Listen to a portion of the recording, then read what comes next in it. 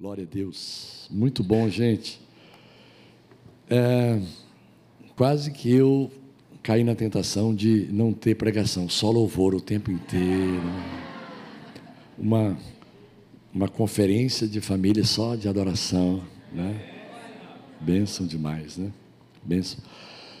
Gente, esse ano, Suedna e eu estamos fazendo uma boda de casamento muito especial para mim. Bodas de Esmeralda. Esmeralda foi o nome da minha mãe.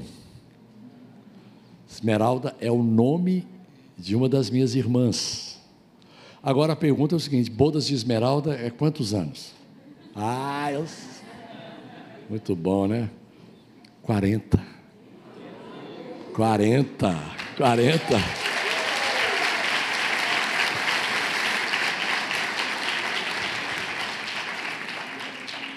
Eu estou me preparando aqui no espírito e também no bolso para dar um presente, né, de esmeralda. Espírito Santo, ajuda-me. Hoje, que na hora de assim, tocar nas tuas vestes, eu falei: Senhor, estou extraindo esmeraldas do teu coração. Cara, realidades a serem conquistadas dentro de um relacionamento conjugal. Bom, só para poder a gente falar um pouquinho, a gente tem 3 filhos, né? O pastor Elinho já falou, que é o Timóteo, que é o meu pastor, lá na Nova de Ipanema. Ele é o pastor sênior. Suedna e eu somos os pastores auxiliares dele e da pastora Rene, né? A nossa norinha. Eles têm 3 filhos, o Romeu já está ministrando também na igreja. O Romeu está na Zoe, lá da Nova da Barra, né? Está crescendo. O Bento também, músico, a Paris.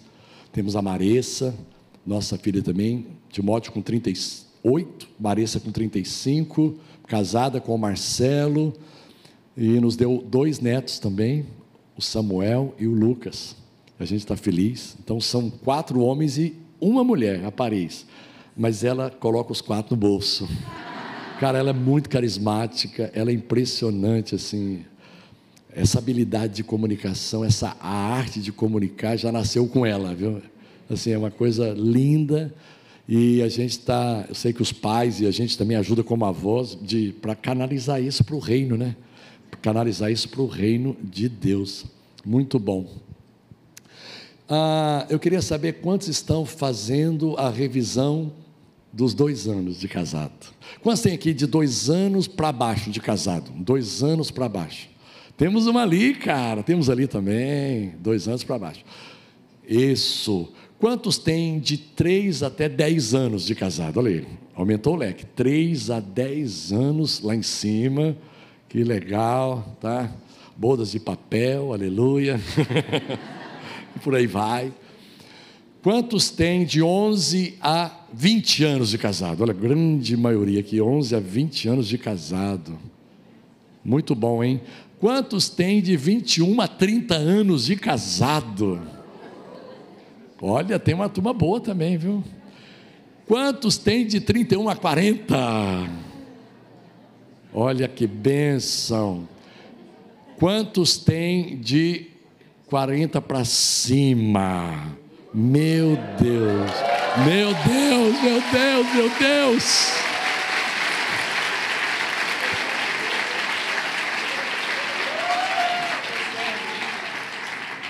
Uau, 51 anos de casado. Gente, eu vim de uma família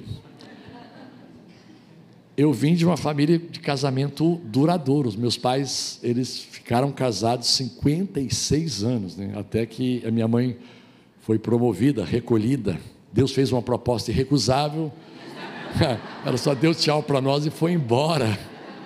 Aí meu pai foi junto, daqui a pouco, daqui 2 anos ele foi também.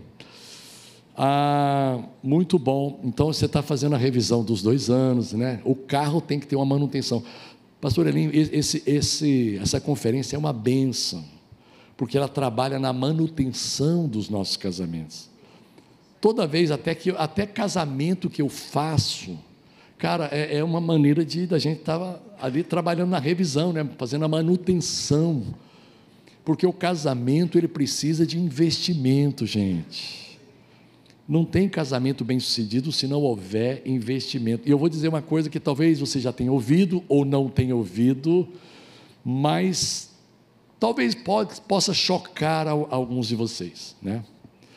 A pessoa mais importante na minha vida, de carne e osso, né? Jesus é o mais importante, mas a pessoa mais importante na minha vida de carne e osso é o meu cônjuge, é a minha esposa.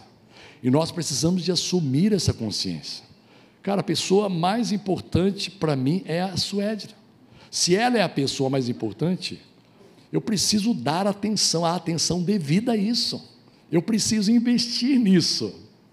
Então a gente vai falar um pouquinho hoje sobre o casamento, que é a relação conjugal entre um homem e uma mulher que decidiram se amar por toda a vida. Sabe que eu me apaixonei pela Suédna e em 2 meses eu me desapaixonei. Cara, eu fiquei assim, numa sinuca de bico, porque, cara, eu falei, cara, eu quero casar com você, eu quero namorar e a gente vai construir uma família. Em 2 meses eu perdi o sentimento. Só que eu já tinha marcado o noivado. Passou, foi rápido, hein? Sim, 8 meses tudo. 8 meses tudo. Aliás, não foi nem 2 meses para perder o sentimento, né? Foi assim um mês e pouquinho. Mas eu fiquei esperto, porque eu já tinha tido uma experiência anterior de um relacionamento, e eu cheguei nesse lugar, e eu me lembro que houve um momento em que eu desisti. Cara, e como eu tinha muita certeza, porque eu orei muito, com muita criteriosidade, na minha sinceridade. A gente não sabe orar como convém, a Bíblia é clara com relação a isso. Romanos 8 diz que a gente não sabe orar como convém. Graças a Deus, porque hoje nós temos a ferramenta do dom de línguas, né? Eu, quando eu não sei orar, me pedem para orar pelo Brasil. Falo assim, o que eu vou orar? Vou orando em línguas, e o Espírito Santo daqui a pouco vai trazendo o entendimento daquilo que eu devo orar. Me pedem para orar por uma família, me pedem para orar por uma situação. Cara, se não me vem um entendimento e um discernimento assim imediato, eu vou orando em línguas. E o Espírito Santo, impressionante como ele vai te dando discernimento, até mesmo para orar por um filho, né? Orar por uma filha, você precisa de discernimento do Espírito, para não ficar orando orações assim, da mente, né? Da alma, dos seus sentimentos, porque as orações respondidas são aquelas que são movidas pelo Espírito Santo, geradas pelo Espírito Santo, e cada um de nós tem o Espírito Santo dentro de nós. Queridos, é questão de dar liberdade para o Espírito. E eu orei e falei, Senhor, caramba, essa é a mulher. Por que eu estou falando isso? Porque a Suédna foi a mulher que eu escolhi, que eu decidi amar até o último dia da minha vida. Então estava tendo uma resistência espiritual. E quando chegou um dia para ficar noivo, e aquilo não se resolvia dentro de mim, ela chegou para mim muito serenamente, como ela sempre é, muito sabiamente, e disse assim, Bené, deixa eu dizer uma coisa, o nosso namoro tem sido um namoro bom, apesar disso, de respeito, você não é obrigado a casar comigo. Deixa eu dizer uma coisa, você não precisa ficar noivo, e eu explico para minha família que não deu. Gente, quem que não vai casar com uma mulher dessa? Me ganhou completamente. Eu falei, não, peraí, uma coisa são os meus sentimentos, outra coisa é a minha convicção espiritual, a minha certeza, a minha fé. Quantos sabem que a fé, ela precisa de vir antes dos sentimentos? Os sentimentos têm que estar alinhados. Nós ouvimos aqui a frase do Tomás, né? Tomás de Aquino. Cara, e é exatamente, sabe, o seu querer tem que estar alinhado com aquilo que a fé está falando com você. Então, os seus sentimentos, confesso para vocês que eu estava a cada dia com aquela esperança de acordar e vir o sentimento, mas o sentimento não vinha, e no dia que ela fez a proposta para mim, eu falei, não, eu tenho certeza que é a vontade de Deus, pode ir amanhã cedo. Ela ia mais cedo, porque era uma cidade próxima, nós morávamos em Goiânia e era em Anápolis. Ela foi, E eu apareci lá na hora certa, não dei o bolo, graças a Deus. Cara, mas eu estava muito sem graça, porque os sentimentos não tinham voltado. Mas eu falei, cara, eu vou caminhar pela fé. Eu vou decidir andar pela fé. Eu vou decidir andar por aquilo que eu creio ser a vontade, o plano e o propósito de Deus para a minha vida. Cara, foi uma lição tremenda para mim, gente.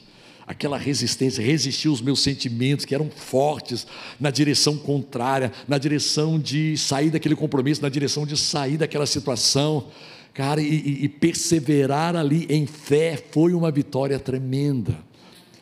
E ficamos noivos, eu fiquei muito sem graça, muito, assim, num ponto assim, de eu falar assim, olha só, ficamos noivos, mas você volta para casa com uma pessoa, eu quero voltar com outra, me dá um pouco de liberdade aqui, de espaço. Eu estava mal, gente, eu estava mal. Dormi assim com aquela aliança, falei, Jesus, está tudo certo. Coloquei a aliança assim do lado, eu tirei a aliança para dormir, eu não sabia. Vou tirar a aliança aqui, eu acho que tem que tirar a aliança para dormir. Tirei a aliança para dormir. Gente, vocês acreditem ou não, no outro dia, eu acordei completamente mudado. Cara, o sentimento veio, como diz o mineiro, de com força. De com força. E foi assim, maravilhoso, porque quando eu encontrei com ela à noite, ela estava em Anápolis ainda, né? Estava voltando. Quando ela chegou na igreja, eu falei, cara, você demorou demais. Deixa eu dizer para você o que aconteceu, foi lindo, tal. E aí foi até difícil segurar a onda de tanto sentimento que tinha, né? Tanta coisa assim, vamos embora logo casar. E um testemunho diante de Deus, cara, nunca mais. Claro, o sentimento é provado, às vezes você sente menos, você sente mais, mas eu nunca tive nenhum tipo assim de dúvida, e o sentimento sempre assim, vindo, né, debaixo da fé, é muito gostoso. Eu nunca deixei de amar você, meu amor, de estar apaixonado por você, viu?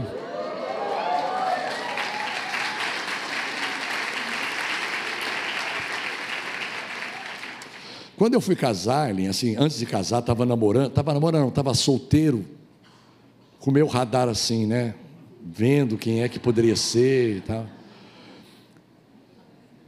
Gente, desculpa aqui, tá? É transparência, não é orgulho, tá? É transparência, tá? Tinha umas 5. E 2 delas, assim, vieram com um apelo muito forte. Porque elas disseram assim, cara, Deus falou comigo que é a vontade dEle. Toda igreja tem isso, né? É a vontade de Deus você se casar comigo. Como foram 2, eu comecei a desconfiar, né? Porque eu pensei assim, cara, será que Deus liberou a poligamia de novo? Aliás, Ele nunca liberou de novo não. Será que Deus liberou a poligamia? Vou casar com 2, velho, porque tem 2 que estão dizendo que é a vontade de Deus. Mas o projeto não me entusiasmou. E eu disse para elas assim, olha só, respeito vocês, mas Deus precisa falar comigo. A Suédina não, irmãos, a Suédina não teve essa atitude. A Suédina já foi logo dizendo assim, eu sou o melhor de Deus para você. Ela vai impor as mãos sobre as mulheres que estão tímidas aqui, tá? No final aqui da conferência, você está tímida. E foi uma conversa muito assim, amistosa, a gente foi conversando, ela não chegou assim de bate-pronto, tá? Gente, eu quero compartilhar coisas simples com você, mas que vai talvez reprogramar a rota do seu casamento, vai trazer o seu casamento para um lugar, para um eixo central, onde vai fluir a bênção de Deus. Eu sei que Ele já tem abençoado você, mas às vezes a gente perde um pouquinho, a gente se distrai um pouco, a gente acaba desfocando, né? Errando o alvo, vamos assim dizer. Errar o alvo nas nossas vidas, cara, é mais fácil do que nós imaginamos. Errar o alvo no ministério, na vida profissional, nos relacionamentos, no casamento, na criação dos filhos, na relação com o dinheiro. Errar o alvo, às vezes, perder o foco é mais fácil do que nós gostaríamos que fosse. Então a gente tem que estar com o espírito alerta, a gente tem que estar vigilante, como diz o apóstolo Pedro, sede sóbrios e vigilantes, para que a gente possa caminhar na luz. Daqui a pouco a Sueda vai falar, tá, gente? Olha lá. Primeira coisa, decidam que, apesar de muito importante, o dinheiro não é o centro do casamento de vocês. Eu sei que é muito complicado isso, porque as pessoas hoje não têm a fé que talvez ingenuamente nós tínhamos. Cara, eu casei, eu fiquei noivo, ganhando 2 salários mínimos já com o casamento marcado. Mas olha a bênção, exatamente no dia que eu fiquei noivo, sem eu saber, eu já tinha me formado na faculdade, já era graduado, né? O governador do estado de Goiás acenou a minha promoção. Eu me tornei o novo contador. Eu me formei em ciências contábeis. Eu era o novo contador daquela estatal, o departamento de estradas de rodagem. Pastor, o senhor entende tudo de contabilidade? Nada, nem de balancete. O que é isso? Que mistério é esse? Quando eu fui para aquela empresa, eu fui para a área de informática, de processamento de dados. Eu trabalhava na área de digitação, de operação, e estava fazendo um estágio na antiga empresa como programador, de uma linguagem que já não é usada mais. COBOL.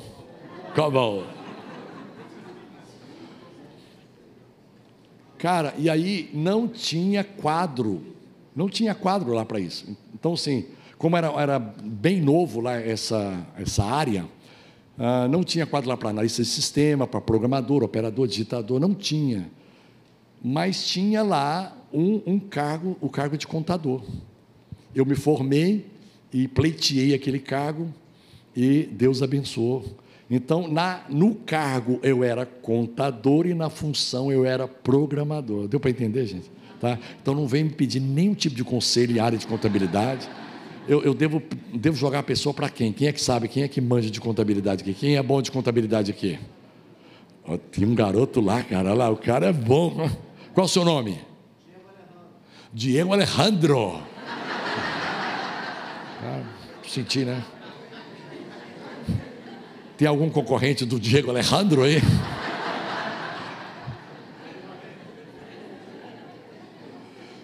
Cara, e foi bênção porque o salário de dois salários mínimos passou para 8 salários mínimos e meio. Aí eu falei, cara, agora dá para casar, agora vai, né? E a gente foi, mas a gente não tinha móveis, a gente não tinha nada. Tem gente que só casa quando a cortina do banheiro... Eu nem sei por que tem que ter cortina no banheiro, mas tem que ter a cortina no banheiro, tem que ter tudo. Cara, demora 10 anos, né, para poder casar, se é que vai casar, né? Então, assim, o dinheiro ele é muito importante, mas ele não pode ser o centro, ele não pode guiar. É um pouco delicado falar nisso, mas Suede não é formada. Ela se formou exatamente no mesmo ano, ela formou-se em enfermagem, ela sim é do ofício, tá? Ela entende, e fez um concurso quando era solteira, e quando estava casada, e já com o Timóteo, com 3 meses, ela foi chamada, só que tinha que trabalhar o dia todo, e tinha que dar plantão no final de semana, então era bastante intensa a coisa. O Timóteo tinha 3 meses de idade. Gente, olha só a tentação. Ela já ia começar ganhando simplesmente o dobro do marido. Puxa vida. Garoto, 3 meses. E eu dei total liberdade para ela. Falei, bem, o que você vê no coração? Aí a gente consultou também o nosso pastor, mas ela abriu mão. Porque ela olhou para o Timóteo e falou, caramba, não dá, não vou colocar esse menino na creche. Isso foi uma posição nossa, tá, gente? Por favor, tá? A gente valoriza a mulher no mercado de trabalho, é bênção, é só uma situação para mostrar que mesmo o dinheiro sendo importante, tem hora que você precisa dizer não para ele. Tem momentos cruciais e pontuais que você tem que ter um discernimento. Porque quando ela disse não, daqui 3 meses, de uma forma miraculosa, o meu salário quadruplicou. É como se fosse uma prova, uma resistência. Cara, eu sei que Deus vai honrar a fé de cada um, né? Eu só estou dizendo para você que é importante você entender que a vontade de Deus tem que estar acima do dinheiro, o propósito de Deus tem que estar acima do dinheiro. Decidam também, marido e mulher, os cônjuges, decidam que apesar de muito importante, a vida profissional e o trabalho não são o centro do casamento de vocês, dentro da mesma linha de raciocínio. Tem gente que não abre mão, sabe, que sacrifica, às vezes a própria mulher ou o próprio homem, cara, e cria talvez uma situação que não precisaria de ser criada. Sabe por quê? Porque Deus tem o melhor para você na tua vida profissional. É Ele quem abre as portas, é Ele quem move na hora certa. Ninguém está dizendo que o homem não deve trabalhar muito, ou a mulher. Nós estamos dizendo que isso não pode ser o centro. O Espírito Santo precisa de encontrar em cada um de nós uma sensibilidade espiritual, para que a gente possa ouvir a voz dEle. Se tiver alguma dúvida, ore um pouco mais. Se tiver um pouco mais de dúvida, se aconselhe, fale com os pastores, fale com a liderança, sabe? Não seja guiado pela sua vida profissional, até independente de casamento, sabe? Seja guiado pelo plano e pelo propósito de Deus para a sua vida. E é óbvio que nesse plano e nesse propósito, meu irmão, como Ele é um Deus de abundância, não só não vai te faltar nada, mas vai ter abundância, vai sobrar para poder cumprir os desejos do teu coração. Eu gosto de trabalhar na vida profissional em 2 linhas. A Bíblia diz lá em Filipenses 4,19: e o meu Deus, segundo a sua riqueza em glória. Eu amo isso. E lá não diz assim, e o meu Deus segundo a economia do seu país. Não, pelo amor de Deus. E o meu Deus segundo a sua riqueza em glória, há de suprir em Cristo Jesus cada uma das vossas necessidades. Esse é um aspecto muito importante. Você vai chegar no final do mês com as contas pagas, em nome de Jesus. Esse é um aspecto importante. Mas o nosso Deus, Ele vai além, porque lá no Salmo 37, versículo 4, diz assim: agrada-te do Senhor, e Ele satisfará os desejos. Lá não diz assim, e Ele suprirá as vossas necessidades. Não, Ele está indo além. Desejos do coração. A maioria dos homens aqui que trabalham, e as mulheres, hoje talvez não, né? Porque o Uber resolve muita coisa, né? Mas precisa de um carro. Então ter um carro hoje, para a grande maioria de nós, é uma necessidade. Agora você ter um BMW X5, eu não sei mais o que, cara, isso é desejo do coração. Você ter férias, você é um trabalhador que trabalha pra caramba, você é uma mulher que trabalhadora, trabalha, você ter férias todos os anos é necessidade. Aliás, esses dias eu estava perguntando para o Espírito Santo e me surpreendi com a resposta dele. Cara, eu me surpreendi demais, a menos que eu não tenha ouvido o Espírito Santo. Pode ser, existe essa possibilidade. Mas eu perguntei assim: Espírito Santo, qual é a razão da tua bênção no meu casamento? Qual é a razão do sucesso? E ele falou uma coisa assim muito, muito diferente. Falou assim: é porque você tirou férias com a sua família todos os anos, nesses 40 anos. Você separou um tempo para investir neles. Meu irmão, eu nunca tive o orgulho de dizer assim: cara, tem 5 anos que eu trabalho tanto que eu não consigo ter férias com a minha família. O cara que vem com esse papo para cima de mim, eu quase expulso o demônio dele.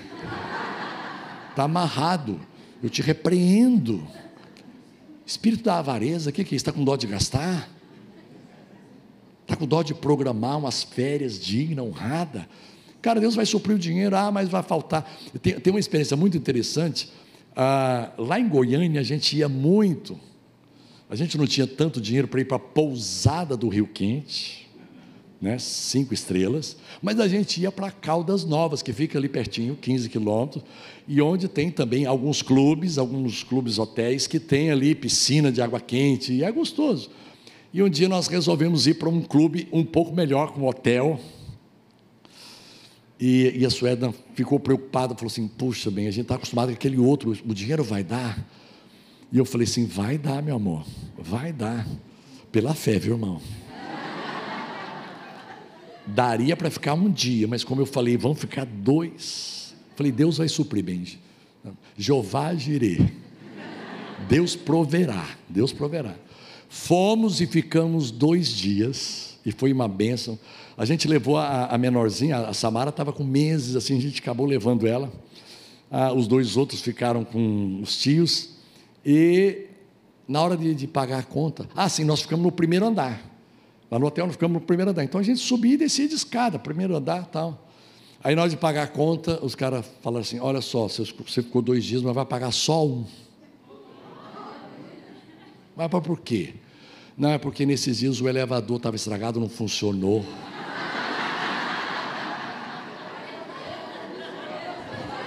Eu não precisei dele. Mas eu não falei nada, falei, não, pode cobrar os 2 dias, porque eu não usei o elevador, pode, não seja demasiadamente justo, diz a Bíblia. Cara, tudo bem, Senhor, Tu estás movendo, eu recebo em nome de Jesus. Cara, e todo investimento que eu fiz na minha família, testemunha, a Sueli, nós sabemos de todo investimento que nós fizemos, nesse sentido de investir na família, de dar tempo, de dar atenção, sabe, dar qualidade nos relacionamentos, todas as vezes Deus abençoa, e vem dinheiro de fontes diferentes, além do seu salário. Você está aberto para receber de fontes diferentes? Me lembro uma vez, ainda falando sobre isso, que eu trabalhava, né, e falei assim, Senhor, cara, eu queria ganhar uma oferta, assim meio que despretensiosamente mesmo, só para ganhar mesmo, sabe? Porque eu trabalho, eu tenho um salário, mas eu quero ganhar, eu queria uma coisa que vai além do salário, eu quero entender isso. E eu fiz uma viagem com um missionário americano, a gente levou ele, eu e um outro irmão, nós levamos ele de carro, ele e a esposa, para Campo Grande, de Goiânia para Campo Grande, no Mato Grosso do Sul. E eu com essa oração, Deus, o Senhor vai levantar alguém para me dar uma oferta. Cara, eu comecei a ficar até assim, sabe, meio obcecado com esse trem. Meu Pai, em nome de Jesus. Cara, quando eu cheguei lá em Campo Grande, a gente chegou um pouquinho mais cedo, o pessoal estava trabalhando na organização do evento. Cara, eu bati o olho, eu sei o nome do cara até hoje, no Patrício. Patrício era um cara assim, do Rio Grande do Sul, loiro, com os olhos azuis, sabe? E eu falei assim, cara, olhei aqueles olhos assim, parece Jesus, cara, com certeza, com certeza é daí que vai sair a grana. Aí eu falei assim, Espírito Santo, é ele? E o Espírito Santo por mim, é ele. Fui tomar banho, né? Fomos lá para casa onde nós ficamos hospedados, e no chuveiro, Deus fala com você no chuveiro, cara, eu vi, meu Deus do céu, às vezes eu tenho até medo de tomar banho, mas não vou tomar banho hoje não. Hoje está frio, não vou tomar banho, vou ficar aqui tranquilo, né? Porque nunca vi, sabe, aquela água descer e já vem. Então eu estava tomando banho lá em Campo Grande, e o Espírito Santo falou comigo assim, viu, Patrícia? Eu falei, vi, já estou sabendo. Você está sabendo o quê? Senhor, que Ele vai me dar uma oferta, a gente já está conversando sobre isso há alguns dias, que Ele vai me dar uma oferta. Não é bem isso. Você vai dar uma oferta para Ele.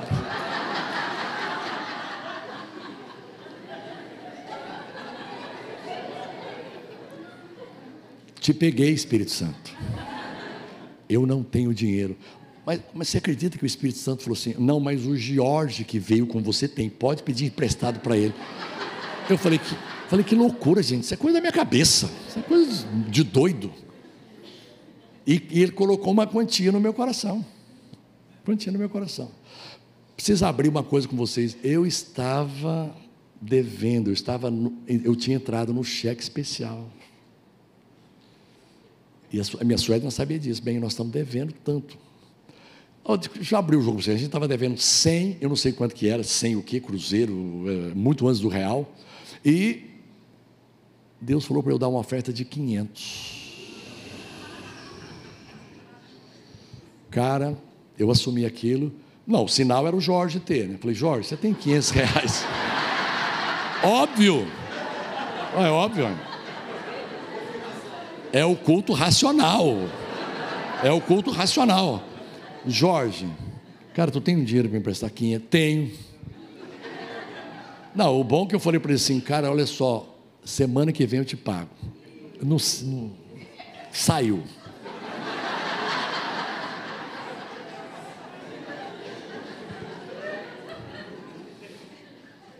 Cheguei em casa e falei assim, amor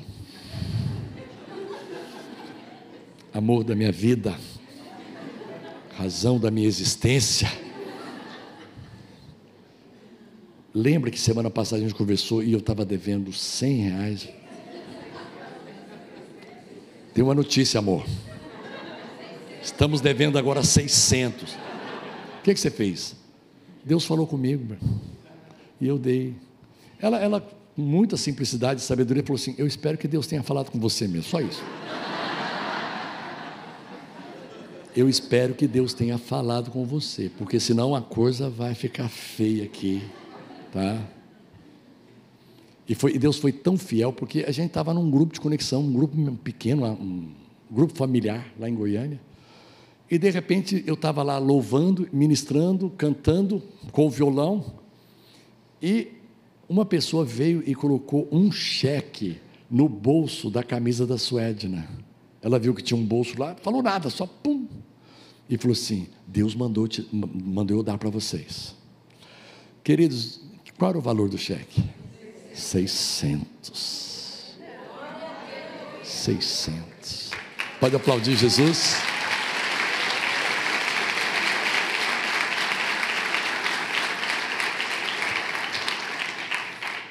Agora o bicho vai pegar, vai começar a pegar aqui. Os pastores aí, né? Cadê o cinto de segurança dos pastores?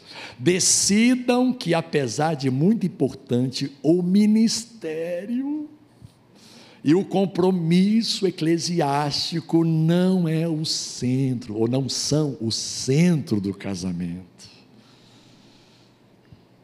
O centro do casamento é Deus. O centro do casamento é a palavra. O centro do casamento é a vontade de Deus. É o propósito de Deus. E você não nasceu sem propósito. Deus não teve que criar um propósito rapidamente, porque você nasceu de uma maneira que Deus não estava esperando. Ih, arcanjo, me ajuda aqui. Vamos criar um propósito agora. Cadê aquele propósito instantâneo que está lá? Aquele lá no depósito. Não, Deus não tem isso, cara. Ele tem um propósito para a sua vida. E esses dons e talentos incríveis que você tem, essa habilidade incrível faz parte, não é o todo, mas faz parte do que Deus tem para a sua vida. É claro que tem que ter o caráter de Jesus, a unção do Espírito Santo. Decidam que, apesar de muito importante, a criação de filhos não é o centro. Ah, pastor, eu não vou concordar com o senhor, não. É óbvio que criar filhos chega um momento em que você começa a abrir mão um do outro, conscientemente. Cara, eu tive problema com o Timóteo. Falei, ô garoto, você chegou aqui, já não tem mais esposa agora. Aí veio a Maressa, falei, Jesus, perdi minha vez totalmente. Mas de vez em quando ela chegava assim, amor, é só um tempo, tá bem, vamos junto aqui, me ajuda. É só um tempo. Sabe uma coisa que abençoa demais os filhos? É quando os pais vivem bem. É quando os pais se amam e demonstram isso. É quando os pais se respeitam, são cordiais. Eu sei que não é fácil. Não estou dizendo de uma coisa que é simples e fácil. O casamento, ele tem pelo menos duas fases. A fase da paixão, do encantamento, que precisa ter, pelo amor de Deus, não case sem isso. Não, pastor, o senhor falou que ia casar pela fé. Não, eu fiquei noivo pela fé, é diferente. É diferente. Se o negócio persistisse lá na frente, eu puxava o freio de mão. Mas, cara, case apaixonado. Eu casei hiper mega apaixonado, mas isso não conseguiu evitar a segunda fase, que é a fase do desencantamento. Você pode preparar. Pastor, eu já estou na terceira fase do desencantamento, fiz pós-graduação em desencantamento, doutorado, mestrado, eu já estou desencantado assim, não tem mais jeito. O que caracteriza a fase da paixão?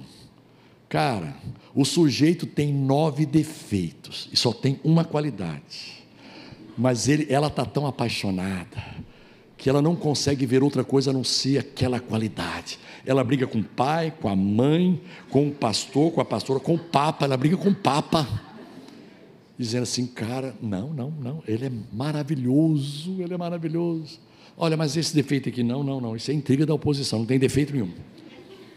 E o que caracteriza a fase da implicância ou do desencantamento? Ela tem 9 qualidades e meio defeito. O sujeito não consegue ver outra coisa no seu defeito. E tem uma coisa muito forte nessa fase, que é o seguinte, gente: o espírito messiânico. Sabe aquele espírito assim que baixa nunca e diz assim: eu vou mudar esse homem de qualquer jeito, eu vou mudar essa mulher de qualquer jeito. Então assim, começa a pensar que você foi chamado por Deus. O propósito maior do seu casamento é mudar o outro. O pastor Elinho diz assim com muita propriedade aqui. A mulher veio chorando para dizer: ai pastor, que palavra, que mensagem, para você não, para o meu marido. Cara, quando a gente muda, você sabe que eu comecei meu casamento com essa visão: cara, eu vou mudar minha esposa. Aí depois eu desencantei e falei: eu não mudo isso, nem isso aí não muda. Pastor, isso aí o que é? A esposa, isso aí não muda de jeito nenhum. O cônjuge, isso não muda. Cara, mas milagrosamente, na terceira fase, que é a fase da maturidade, olha só, fase da paixão, fase do desencantamento, da implicância, do querer mudar o outro a qualquer custo, você entra para a fase da maturidade, e você começa a acreditar: cara, eu vou conseguir mudar ela, de novo. Só que, não por força nem por violência, pela minha mudança. À medida em que eu mudo, você consegue acreditar nisso? Cara, com certeza o pastor Hélio usou a expressão certa: quando você muda quem está ao seu redor. Então o grande desafio hoje, essa reprogramação de rota, é justamente parar de insistir em querer mudar o outro. Fala para o seu cônjuge assim: para de querer me mudar. Pode falar. Não, mas você falou com raiva, fala com amor. Não, você falou com raiva. Você está com um problema com ela? Terapia. Vem cá, Suédna, sobe aqui bem. Sobe aqui. E a última coisa que eu queria falar é: decidam que, apesar de muito, muito importante, as amizades, a vida social, não é o mais importante, não é o centro. É importante, gente. Eu amo ter amigos. Eu amo quando a Suédna tem um grupo lá das mulheres, né? Que elas vão tomar lanche. Olha lá bem, olha. É isso aí, bem. Já está devidamente desinfectado. Você não vai pegar Covid. Todo limpo, álcool 70. Mas nós só temos 60. Não tem álcool 60, não. A gente está com 62, 60. Cara, amizade, eu amo isso. Eu curto quando o cara vai jogar um futebol e tal. Esses dias passou antes de entregar para você, um videozinho. O cara saiu do trabalho e ligou para a esposa, porque os amigos estavam convidando para jogar futebol. Ele ligou para a esposa e falou assim: bem, olha só, acabou o trabalho, acabou o expediente, e os amigos estão chamando aqui, me chamando para eu poder jogar um futebol, a gente ir para um churrasquinho, beber um pouquinho. Aí ele perguntou assim para a mulher: eu estou com vontade?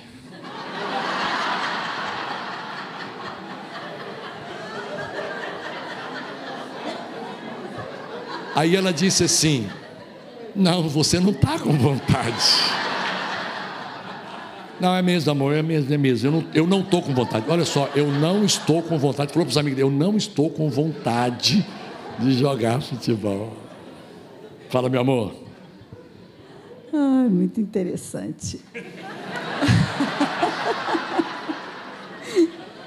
Bem chumbo Deus, cara. Não, mas é muito bom andar com Deus e saber que Ele é o nosso alvo. Reprogramando a rota. Primeiro, tem que ter o alvo. Quem não tem alvo não chega a lugar nenhum. Fica dando voltas. E tem gente que está perdendo muito tempo na vida dando voltas. Roda para cá, roda para lá, agora é para cá. Entende que isso precisa ter alvo. O marido precisa ter alvo, a esposa precisa ter alvo, o filho precisa ter alvo, não importa a idade, precisa aprender a ter alvo. Onde eu quero chegar, o que eu quero, onde eu vou focar. E olha a doença do século, pasmem, falta de alvo. Não sei se eu quero. Começa uma faculdade? Não quero. Começa um trabalho? Não quero. Estou morando aqui? Não vou morar aqui. Não sabe o que quer. O que está faltando? Alvo. Pessoas que estão perdidas dentro de si mesmo. Então, Jesus, Ele veio para trazer a gente por um caminho seguro. Ele é o caminho. Ele falou, eu sou o caminho. Então, Ele é o caminho. Mas é um caminho que te leva aonde? De volta para Deus. Olha, todos nós nascemos condenados a ir para o inferno. Acredite ou não.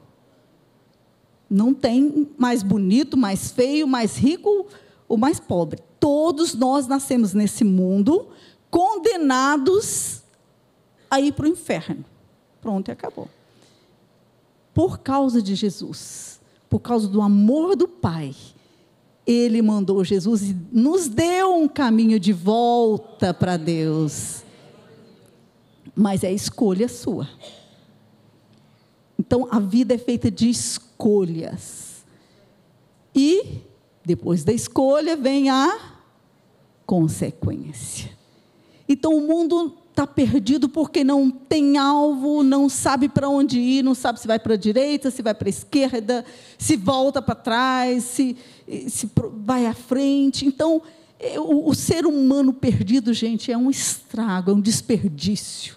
É triste lidar com pessoas que não têm alvo. Cada dia ele quer uma coisa, cada dia pensam, tem um sonho diferente, não tem uma firmeza, não tem Quando nós falamos de rota, essa rota aqui vai te levar a algum lugar.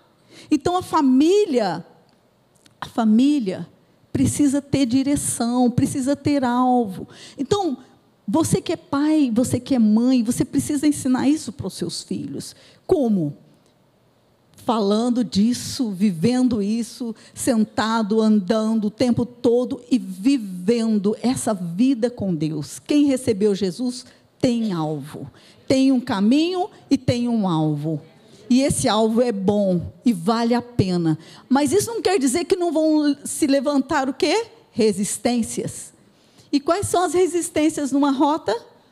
Distrações. Já programou ali, eu quero ir por um desses aplicativos, alguma coisa, e você está indo de repente, ops, errei. Aí vem recalculando a rota. Porque você tem um alvo, mas se você resolver tomar um atalho por sua conta e sair da rota, onde é que você vai chegar? Você tem certeza que você vai chegar?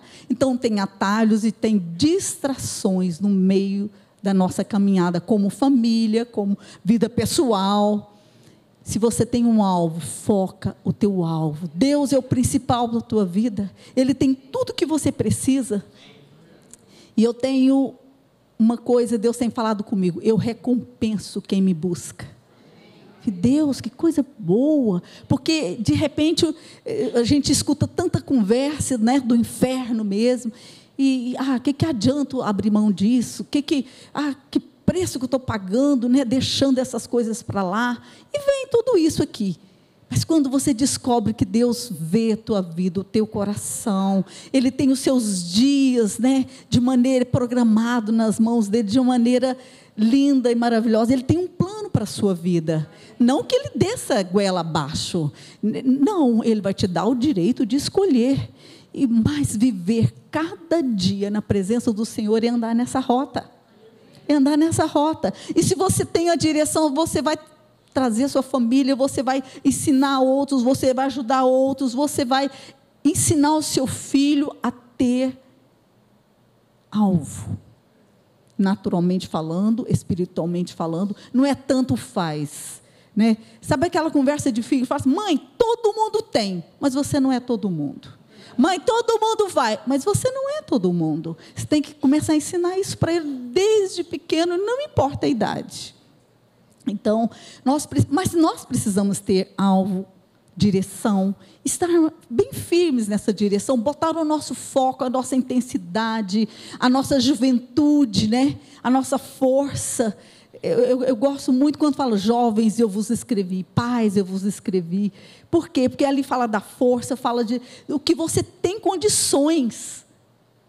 Então, Deus espera de você o quê? Aquilo que você pode dar. Ele conta com você, mas o que Ele tem para te dar é muito mais. O que Deus tem para fazer na nossa vida, aqui e agora, é muito mais do que você pensa ou imagina. Muito mais do que você pensa ou imagina. E eu queria dizer uma coisa que realmente quando a gente estava falando sobre a rota, o Bené estava falando sobre prioridade, né? E Deus falou para mim, lembra de Abraão? Qual foi a palavra que Deus deu para ele? Anda comigo. Anda comigo.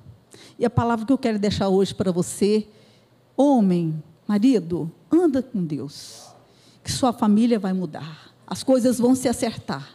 Você vai ver a glória de Deus. Quem anda com Deus vai ver a glória dele. E às vezes eu vejo que as mulheres, eu estou falando, né? Eu entendo um pouquinho mais de mulher. Às vezes ela pensa, eu não aguento mais, já fiz tudo, é demais, eu estou virando capacho, já estou cansada de fazer isso. Você quer ver a glória de Deus na sua vida?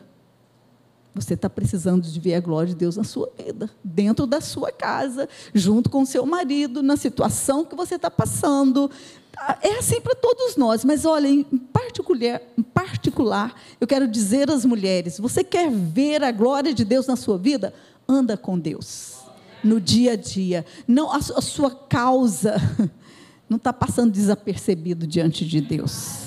Seja fiel. A Bíblia fala assim, é melhor serem dois, porque quando um esfria, o outro esfria junto. Acho que é isso que muita gente entendeu. Errado.